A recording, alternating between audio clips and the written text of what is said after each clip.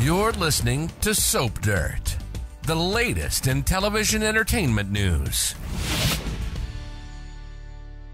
Hey, YNR fans, it is Belinda from Soap Dirt, and I have got your early edition spoilers for the week of March 11th through 15th. There is a lot to unpack. We are going to have more Jordan action. We are going to have some Phyllis psychosis, probably some Ashley psychosis. We have lives at risk. We have a big exit. We have a big return coming. Exciting stuff to talk about. If you haven't, though, please reach down and click subscribe so you don't miss any of our updates. And now, if you're a regular listener here to our Young and the Restless early edition spoilers, you know I always tell you what's going on the rest of this week to set the tone and give you the context for the early spoilers for next week. So let's dive right in. Wednesday, March 6th on the CBS soap, Summer Newman and Chance Chancellor make love for the very first time. Here's what's weird. They're going to order room service and they find out they have 30 minutes before the food gets there. You know, for the first time that you do the deed, it seems like you should carve out a little more time than 30 minutes. At least if you want to make a good first impression and, you know, foreplay and stuff. It just seemed like that was pretty quick. Anyway, Nikki and Victor get disturbing news. They find out, of course, that Seth is dead. They go over to the dive bar to check out the scene of the crime. Nikki is distraught when she hears that he said, "Tell Nikki I'm sorry," before allegedly throwing himself in front of a car. Victor's like, no, Jordan pushed him. Come on, let's be real. And he is having one of the officers fingerprint the glass that the redhead woman was drinking from. So they're going to have confirmation soon.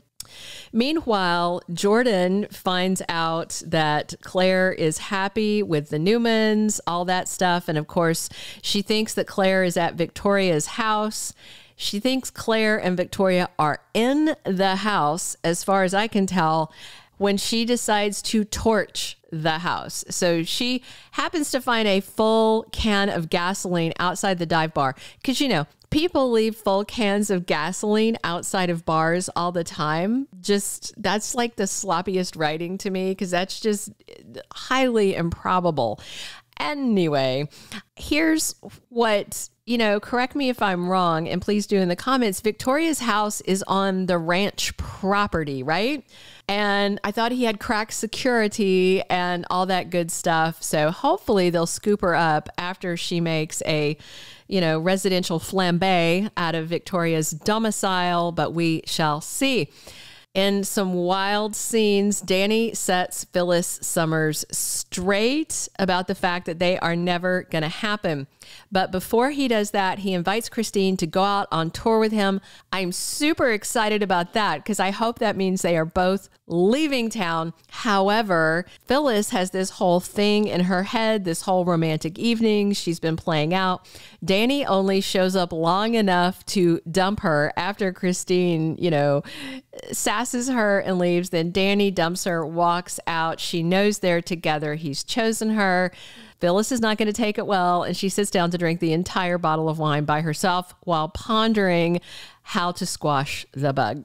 Thursday, March 7th, we have Devon Hamilton making a promise to Abby Newman. Could be work, could be personal, who knows. Jack Abbott is very worried on Thursday about his sister's mental health. It looks like Ashley Abbott is continuing to spiral. She's hearing voices. She wants to go back to Tucker. Both of those are clear signs of someone that needs therapy, but she is maintaining a little bit of normalcy around people, so it's not quite so obvious, but I hope they get her some help soon. Jordan targets Victoria on Thursday. This spoiler may be about the fire that she's setting. And Victoria figures out that Jordan is in a new disguise. I don't think it's a great disguise. It's, you know, slightly longer hair than she already had and a weird big beret and different glasses. Still looks like Colleen Zenk, but okay. Maybe that's what fools the Newman security, right? All right, Friday, March 8th on Young and the Restless, Nikki is in distress and she reaches out to Jack. I don't know if this is about the Jordan stuff or it's about her sobriety, because when she and Victor are at the bar on Wednesday and she's dealing with the stress of Seth's death, she told Victor, I really want a drink. We have to get out of here, because they were in the bar and that's a triggering location for her. So I wonder if she has gotten herself back into a booze bottle by Friday. Victor hits Jordan with an ultimatum as the week ends, and Tucker sees a side of Ashley that he just hasn't seen before, and I wonder if it's her coming completely and totally unraveled. Early weekly spoilers for March 11th through 15th. Let's talk about this. Phyllis loses it when Danny rejects her. She wants payback on Christine. She does not think this is over at all. She cannot just accept the fact that he doesn't want her. She wants to blame it on Christine. Maybe she and Ashley can get a group rate over at the local mental hospital. Michael Damian did an interview, I think, with Soap Digest, and he said that Danny is madly in love with cricket, and that is his true love. I just wonder if those two can get out of Genoa City before Phyllis comes for Christine. They need to blacklist her at any rental car locations. I don't know if you guys remember when she tried to run down cricket. Gosh, it's been 20 years ago.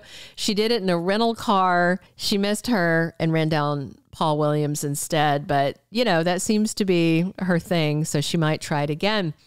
And we have Summer and Chance reveling in this new step forward. They've taken in their relationship, but her mom's, fantasy of this happily ever after with Danny just went bye-bye, and she is completely unglued. And I just wonder if Daniel or Summer can reason with her. I doubt it.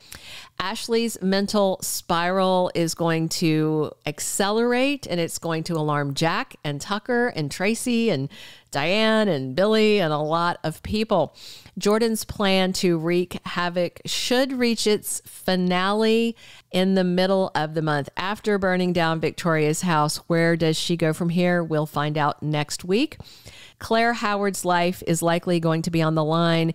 Jordan is in a rage at Claire, sees her as defecting, calling her all kinds of names the week before, should be ready to go after her hard this coming week.